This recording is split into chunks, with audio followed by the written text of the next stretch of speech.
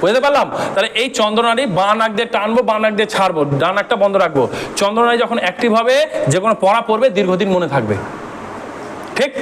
পড়ার আরেকটা নিয়ম, যখন তুমি কোনো পড়া পড়ছো, তো পড়াটা পড়ার পর রাত্রে যখন তুমি ঘুমাবা, তো চোখ বন্ধ করে ঘুমিয়ে যাবে না।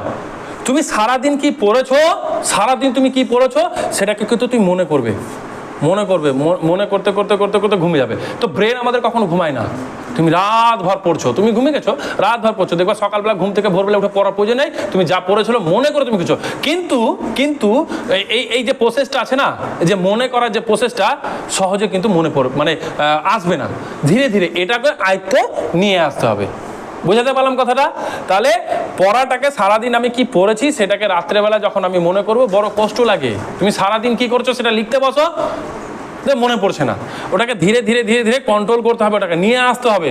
ঠিক? তারপরে